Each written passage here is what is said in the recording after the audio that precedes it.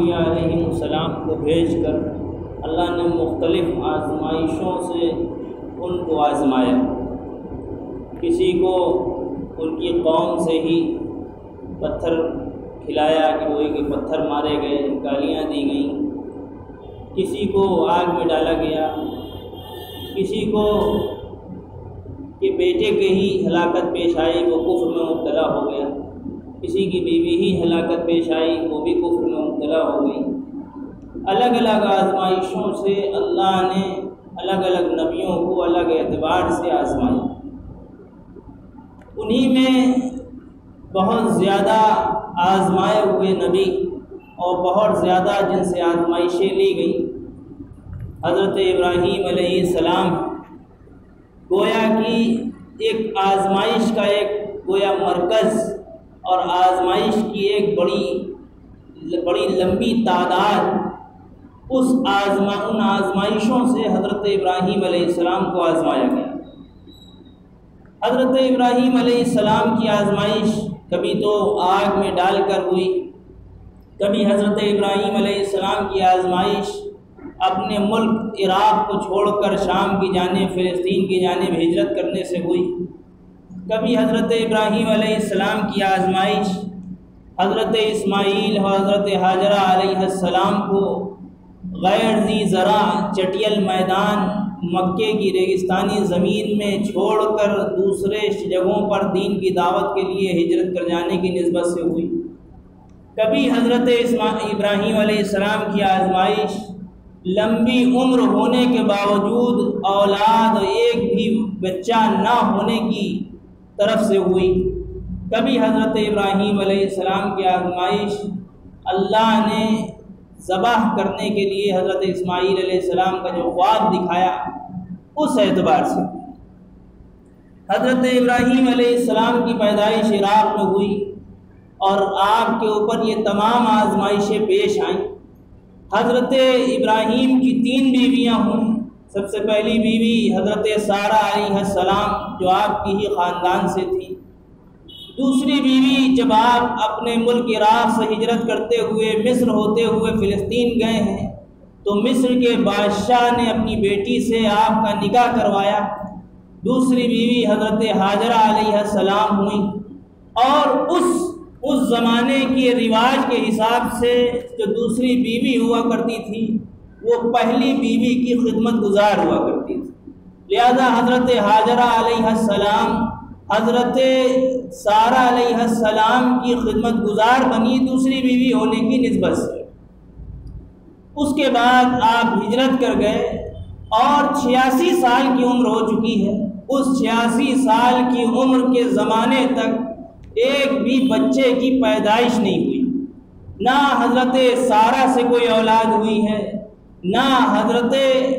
ہاجرہ علیہ السلام سے کوئی اولاد ہوئی۔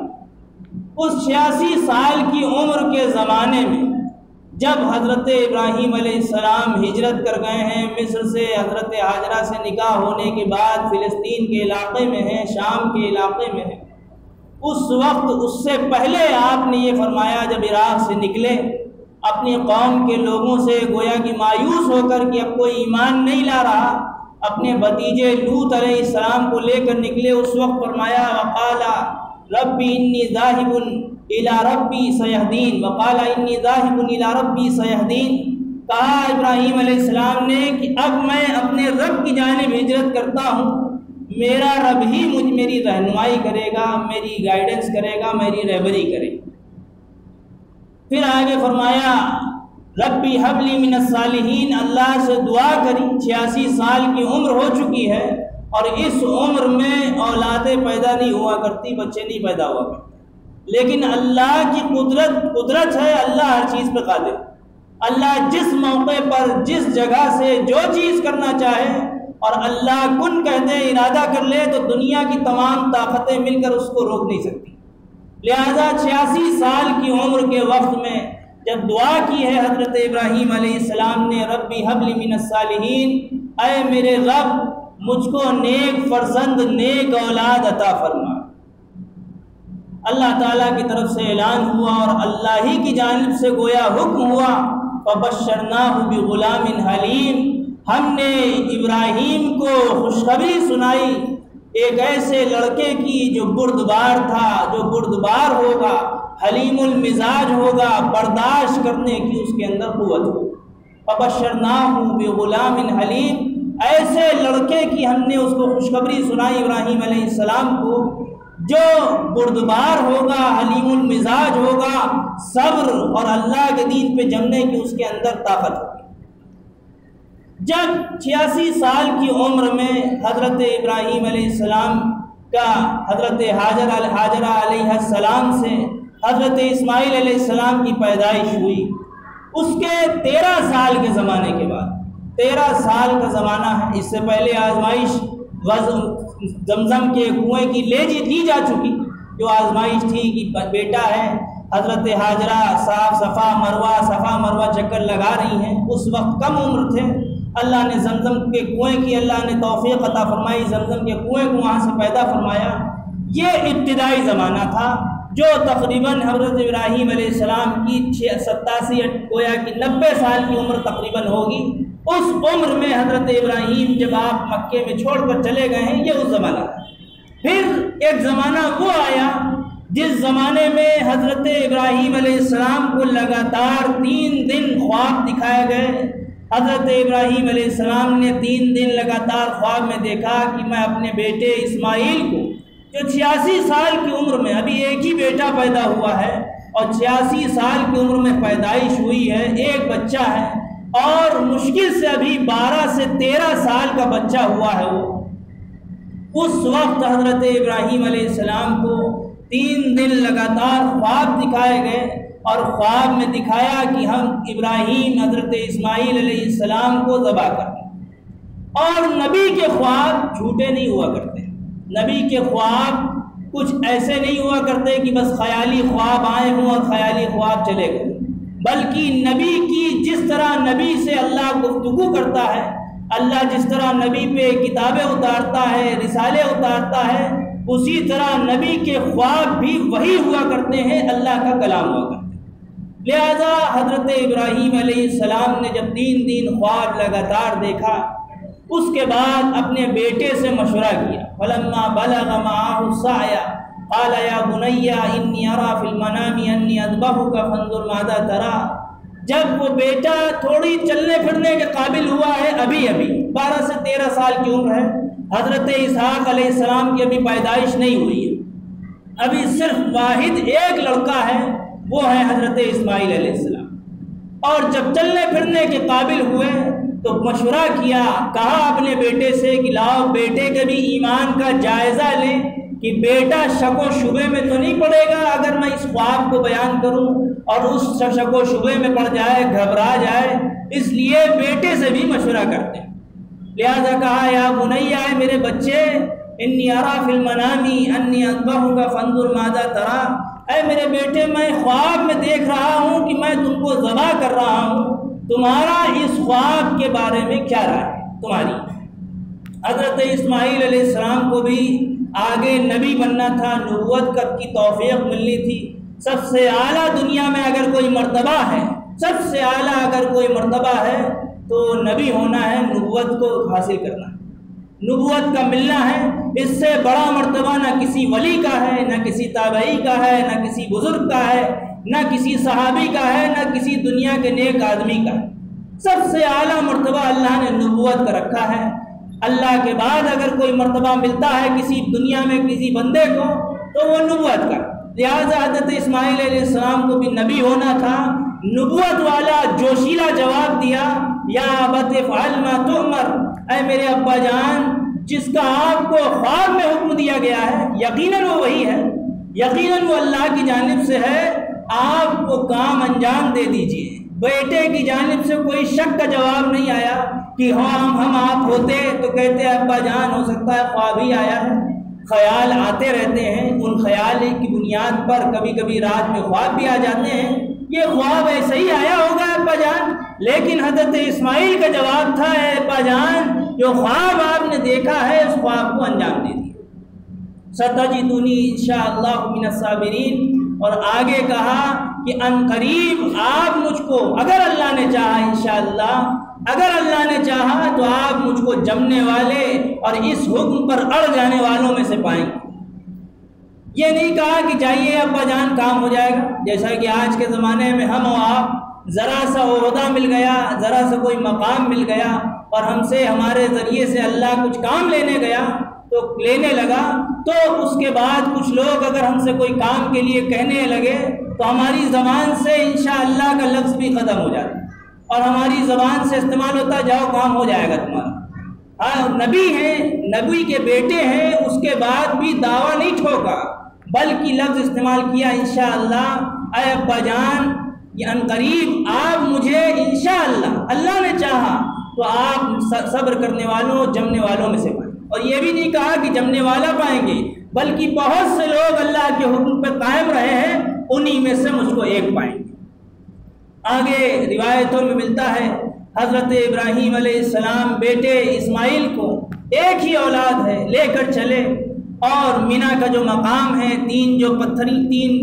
جگہوں پر جو کنکریاں ماری جاتی ہیں ان مقامات پر روایتوں میں ملتا ہے کہ شیطان نے تینوں مقامات پہ بہکایا کہ خواب ہی ہے، بار بار بہکایا۔ حضرت ابراہیم علیہ السلام نے تینوں مقامات پہ 7 کنکریاں ماری، اسی نسبت سے حاجی ان مینا کے مقام پر کنکریاں مارتے ہیں۔ حضرت ابراہیم علیہ السلام نے شیطان مردود سے اللہ کی پناہ لی اور حضرت اسماعیل علیہ السلام کو لے کے چلے۔ جب منہر کی جگہ جہاں پہ حضرت اسماعیل علیہ السلام کو ذبح کرنا تھا اس جگہ پہ لے گئے تو حضرت اسماعیل علیہ السلام کے الفاظ ہیں، تفسیر مظہری کا حوالہ ہے، جن الفاظ میں صاف لکھا ہے کہ حضرت اسماعیل علیہ السلام نے اپنے والد محترم سے کہا ہے ابا جان مجھے اچھی طرح سے باندھ دیجئے تاکہ میں حرکت نہ کر سکوں، اے ابا جان اپنے کپڑوں کو تھوڑا مجھ سے علیحدہ رکھیے گا تاکہ میرے خون کی چھینٹیں آپ پر نہ پڑ جائیں اور میری اماں میری والدہ کو میری ماں کو آپ کے اوپر ان خون کی چھینٹیں پڑے ہونے سے قلق و افسوس اور ان کے اوپر لرزہ طاری نہ ہو۔ اے ابا جان اپنی چھری کو بہت تیز کر لیجئے گا تاکہ جلدی سے میری جان نکل جائے۔ اے ابا جان میری قمیص و میرے کرتے کو لے جائیے گا، صاف ستھرا کرتا اتار لیجئے اور میری ماں کو میری سلام کہیے گا اور میری والدہ کو یہ قمیص پیش کیجئے گا تاکہ میری والدہ کو اور ماں کو تسلی ہو سکے۔ روایتوں میں ملتا ہے اللہ کو آزمائش دکھا لینی تھی لیکن آزمائش کا جو انتہا تھی ذبح کرانا مقصد نہیں تھا۔ اللہ تعالیٰ بندوں سے اتنی ہی آزمائش لیتا ہے جتنا بندے استطاعت رکھتے ہیں، جتنا بندے طاقت رکھتے ہیں اللہ اتنی ہی آزمائش لیتا ہے، اس سے زیادہ کبھی اللہ نے کسی بندے سے آزمائش نہیں لی۔ ہمارے آپ کی زبان سے کبھی کبھی کفریہ اور گویا ایسے کلمات نکل جاتے ہیں کہ کیا اللہ کو ہم ہی ملے تھے، اتنی زیادہ تکلیف ہم ہی کو دینی تھی، یہ گویا اللہ کی شان میں گستاخی کے کلمات ہیں۔ ہم دوسرے لوگوں کی گستاخی پہ چلا رہے ہیں اور برملا ہو رہے ہیں، غصہ ہو رہے ہیں، ہم اپنی گستاخیوں کو بھی غور کریں کہ ہم کن گستاخیوں کو اللہ کی شان میں کریں۔ لہذا حضرت اسماعیل علیہ السلام نے ذبح کرنے کے لیے، حضرت ابراہیم علیہ السلام نے ذبح کرنے کے لیے حضرت اسماعیل کو لٹایا۔ لٹانے کے بعد جب سخت ٹائٹ باندھ دیا، اچھی طرح سے باندھنے کے بعد جب حضرت ابراہیم علیہ السلام نے ذبح کرنا شروع کیا، روایتوں میں قرآن کی آیت بھی ہے فلما اسلم، جب حضرت اسماعیل و ابراہیم دونوں چلے ذبح ہونے کے لیے، ذبح کرنے کے لیے، وَتَلَّهُ لِلْجَبِينِ، حضرت ابراہیم نے ان کی پیشانی کو جھکا دیا۔ روایتوں میں ملتا ہے کہ حضرت اسماعیل علیہ السلام کو سب سے پہلے حضرت ابراہیم نے سیدھا لٹایا اور ذبح کرنا جب شروع کیا، اللہ کی جانب سے مقدور تھا، اللہ کو ذبح کرانا مقصود نہیں تھا بلکہ ذبح کرانے کی آزمائش لینا مقصود تھا۔ لہذا حضرت ابراہیم نے ذبح کرنا شروع کیا۔ تفسیر مظہری کے حوالے سے ہے کہ اللہ کی جانب سے ایک پیتل کا ڈلا، پیتل کا ایک ٹکڑا اللہ نے حضرت اسماعیل کے حلق پہ لا کے رکھ دیا، لا کے رکھوا دیا فرشتوں کے ذریعے سے، اور حضرت ابراہیم ذبح کر رہے ہیں، چھری نہیں چل رہی۔ جب سامنے سے چھری نہیں چلی تو حضرت اسماعیل علیہ السلام نے کہا ابا جان ہمیں گھما کے لٹا دیجئے تاکہ چھری چل سکے اور آپ کو بھی میری چہرہ بار بار دکھائی نہ پڑے کہ آپ کے دل میں کہیں رحم پیدا نہ ہو جائے۔ حضرت اسماعیل علیہ السلام کو الٹا کے لٹھا دیا اور جیسے ہی چھری چلانے کی کوشش کی، نادیناہ یا ابراہیم قد صدقت الرؤیا، کہ اے ابراہیم، ہم نے پکارا، اے ابراہیم آپ نے اپنے خواب کو سچ کر دکھایا ہے، ان کذالک نجزی المحسنین، ہم اسی طرح احسان کرنے والے، آزمائشوں میں کھڑے اترنے والوں کو ہم اسی طرح بدلہ دیا کرتے ہیں۔ وَفَدَيْنَاهُ بِذِبْحٍ عَظِيمٍ، اور ہم نے اس کے بدلے میں جنت سے ایک مینڈھا، ایک بڑا ذبیحہ اتارا، حضرت جبرائیل علیہ السلام لے کے اترے اور پیش کیا۔ بعض روایتوں میں یہ بھی لکھا ہے کہ یہ ذبیحہ وہی ہے جس کو حضرت آدم علیہ السلام کے بیٹے نے ذبح کیا تھا اور اللہ کے حضور میں وہ قبول ہوا تھا۔ حضرت ابراہیم علیہ السلام کی آزمائش لی گئی، حضرت اسماعیل علیہ السلام کی آزمائش لی گئی، اور دونوں نبی اس آزمائش پہ کھڑے اترے۔ اور بعض روایتوں میں یہ بھی ملتا ہے کہ جب یہ ذبیحہ اترا ہے تو اس وقت گویا آزمائش کے وقت میں جب استعمال ہوا ہے تو اس وقت جو کلمہ پڑھا گیا ہے، لا الہ الا اللہ اکبر اللہ اکبر، فرشتوں نے کہا کہ اللہ اکبر اللہ اکبر، اور نبی کی زبان سے نکلا لا الہ الا اللہ واللہ اکبر اللہ اکبر وللہ الحمد۔ یہ تسبیح جو پڑھی گئی ہے یہ اسی موقع کی، اس موقع پہ فرشتوں اور نبیوں نے جب یہ تسبیحات پڑھی ہیں، اس موقع کے لحاظ سے یہ تسبیحات تمام لوگوں پر گویا واجبات میں سے ہیں ہماری شریعت میں۔ اور اللہ نے اس قربانی کی جو آزمائش ہے وہ حضرت ابراہیم اور اسماعیل سے لے کے دکھا دیا کہ بندوں سے اللہ آزمائش مانگتا ہے لیکن اللہ پوری قربانیاں نہیں لیتا، اور انہی آزمائش کے بعد اللہ تعالیٰ دین کو غالب کرتا ہے۔ اس لیے آپ دیکھیں کہ یہ قربانی جو حضرت ابراہیم سے لی گئی، 86 سال کی عمر میں ایک اولاد پیدا ہوئی، اور تقریباً 13 سال کا ایک بچہ ہے حضرت اسماعیل علیہ السلام، اس وقت کی آزمائش کیسے دل پہ پتھر رکھ کے ذبح کرنا شروع کی۔ حالانکہ حضرت سارہ علیہ السلام سے جب آپ کی عمر 100 سال ہو گئی ابراہیم علیہ السلام کی، اور سارہ علیہ السلام کی عمر 90 سال ہو گئی، اس وقت 100 سال کی عمر میں اللہ نے دوسرا بیٹا اسحاق علیہ السلام عطا فرمایا اس قربانی کے واقعے کے بعد۔ اور 3 بیویاں ہوئیں آپ کی۔ حضرت سارہ کے انتقال کے بعد آپ کا نکاح قطورہ نام کی عورت سے ہوا، ان سے 6 اولادیں بعد میں پیدا ہوئی۔ یہ پوری تفصیلات ہیں اور یہ قربانیاں ہیں جو حضرت ابراہیم علیہ السلام سے لی گئی۔ ہم اور آپ جانور کی قربانی کرتے ہیں، کچھ دن پہلے لے آئے، ذبح کر دیا، اور اللہ نے اس کے گوشت کی بھی توفیق ہمیں کو دی، لیکن کیا ہم ان قربانی کے ساتھ اپنے جذبات، اپنی جو جذبات ہیں دنیا کے معاملے میں، ان کو قربان کر کے اللہ کے حضور میں پیش ہوتے ہیں؟ مقصد وہی سنت ابراہیمی ہے جو سنت ابراہیم حضرت ابراہیم علیہ السلام سے اپنے بیٹے کے لیے لی گئی، وہی سنت ابراہیمی آج بھی۔ سنت ابراہیمی ایک یہ ہے کہ ہاں بھائی مینڈے کی طرح بکرے کو ذبح کیا جائے، دوسری سنت ابراہیمی یہ ہے کہ جب اللہ کے دین کی بات آ جائے، اللہ کے رسول کی شریعت کی بات آ جائے، اللہ کے حکموں کی بات آ جائے، اس وقت اگر اپنی جان کی بات آ جائے، اپنے بیٹے کی جان کی بات آ جائے، اپنے گھر والوں کی جان کی، مال کی، عزت کی، آبرو کی بات آ جائے، اس وقت بھی سنت ابراہیمی یہ ہے کہ اس کو قربان کیا۔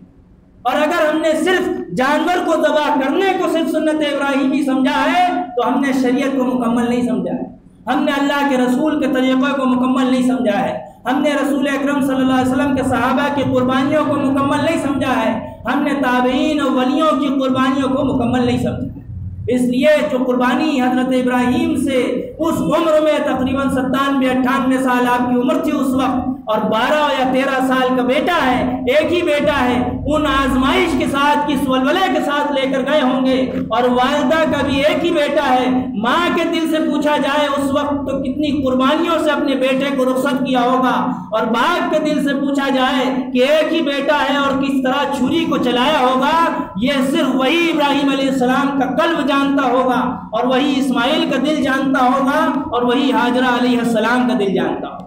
اس لیے اللہ نے موقع عنایت فرمایا ہے، یہ قربانی کے ایام ہیں، کل سے تکبیرات بھی شروع ہوں گی، 9 ذی الحجہ کی فجر سے لے کر 13 ذی الحجہ کی عصر تک ہر بالغ مرد پر فرض نماز کے بعد تکبیرات جو پڑھی جائیں گی وہ کہنا واجب ہے۔ اور آخری گزارش یہ ہے کہ جو بھی جانور ذبح کیا جائے اپنے گھروں میں، اور جو بھی اس کے ویڈیو نہ بنا جائے اور سوشل میڈیا پہ اس کو پوسٹ نہ کیا جائے اور اس کے لیے اللہ کی جانب سے اجر کی امید رکھا جائے، یہ نہیں کہ دکھاوے بازی ہو رہی۔ خاص طور سے ویڈیو کو احتیاط کریں کہ بالکل ویڈیو نہ بنائیں، نہ فوٹو لیں، بلکہ ذبح کرنے کی جو سنت ہے اس سنت کو خیال رکھ کے جب وقت پڑے جان دینے کی اللہ کے حضور میں، اس سنت کو خیال رکھ کے اس جانور کو ذبح کریں۔ اللہ تعالی ہم سب کو عمل کرنے کی توفیق عطا فرمائے اور سنت ابراہیمی پہ مکمل اتباع کرنے کی توفیق عطا فرمائے۔ وآخر دعوانا الحمدللہ۔